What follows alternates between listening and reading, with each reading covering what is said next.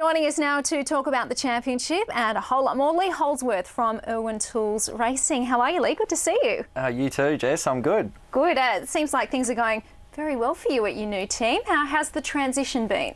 Good, actually. Yeah, it's been a fair change. It's taken me a while to get my head totally around it, but at this stage it's probably taken me half a round to get on top of it. But, you know, a solid start to the year. I'm in sixth spot in the championship points and had another round at Albert Park just last weekend, which gives me more confidence heading to Tassie in a couple of weeks. You know, more time behind the wheel is always a good thing, and we had some more solid points at the Grand Prix, but unfortunately they didn't go to the championship. So yeah, I'm looking forward to Tassie and putting in a good result there.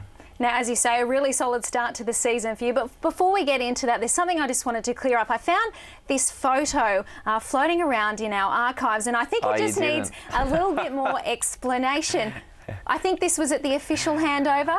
What on earth is going on? Yeah, it looks like I'm in a rat suit, but I think I'm in a sheep suit there. Right, you're supposed to be the sheep. I see. I think that's fairly self-explanatory when you know that it's a Kiwi team that I'm at now.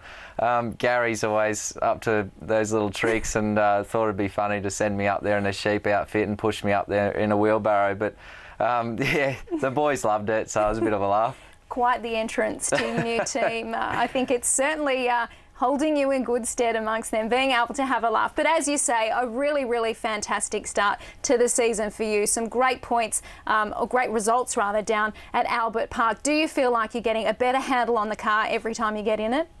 Yeah, for sure. But at this stage, it's taking me, you know, I developed my driving style around the red things the last 8 years, and now I'm in a Ford. It's taking me a little bit to just adapt to those changes, and you know, it's a different style of turning in these cars. You have to be a little bit more gentle, and but you know, at the start of the weekend I'm trying to take front grip away, and towards the end of the round I'm trying to gain front grip. So if I can start at the point where I need to be, I think we'll work in a direction which will make me quicker and quicker throughout the weekend.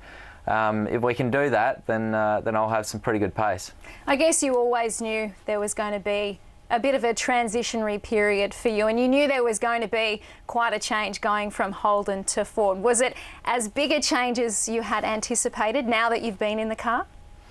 Well, I expected a huge difference, but I guess I never really, you know, I've never driven another race car apart from a GRM car. Now I'm in an SBR car. The Irwin Falcon is totally different. So I guess I really didn't know what to expect, but yeah, it's so hard to change your driving style when you've you know, it was like second nature to me. But now I've got to think about it a lot more, and it'll take me a little bit, but I'm sure I'll get over it. So do you feel like you've got to change your driving style more so than changing the car to suit you? Yeah, well, the SBR cars have been really quick lately, and you know, Shane had the win at the Grand Prix, and he was quick all weekend. I wasn't too far away, and Slady either, but at Clipsal we were all very even in the races, and qualifying is my main weak point at the moment. If I can get on top of that, then I know I've got a good race car under my belt. I don't want to change it too much. I need to adapt my driving style really to suit the car, but I think maybe we can meet somewhere in between.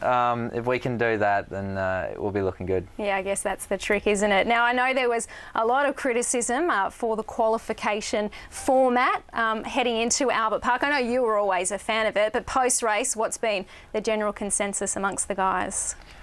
Well, I think we needed to look at what the fans thought of it, and the fans were fairly confused. I think they were all scratching their heads and wondering how less cars on the track makes for better racing.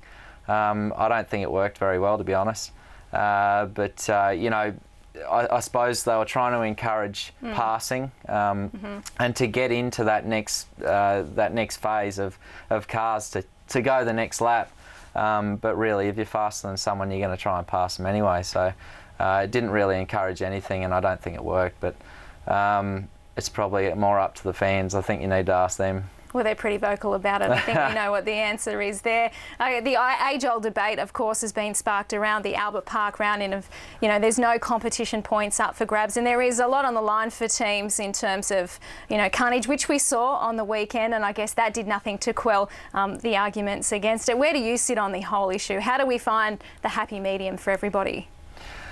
Oh, well, I guess they need some incentive, and the incentive was the money. But that incentive's only for it's $100,000 for the winner, and I think most of that probably goes to the team. So for the driver, you're told to push as hard as you can, and you're told to win. But at the same time, you're not meant to damage the car at a non-championship round. You shouldn't put it at risk. So it's a bit of a catch-22, I think. I'd love to see the whole after, like if we went to Albert Park and we reversed the championship and had that as our starting order, I think that would have made for some pretty good racing. Definitely. But the team owners probably wouldn't agree because they don't want damaged cars. But it just seems like every time we go to this race meeting, cars come out with a lot of damage, and it happens year by year. But it's a hard one.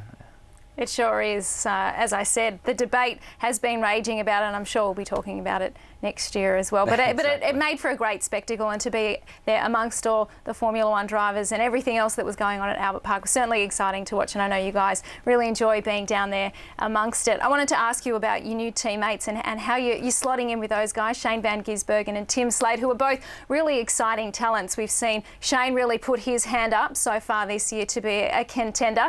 What's the competition like amongst you blokes? Is that really revved up just yet? It has, yeah. We went and played squash just yesterday, and we're all trying to beat each other in everything we do. But, at this stage, we're trying to move the team forward and get it to the stage where all three of us are competing for race wins. And we're not far away, but got a little bit more work to do.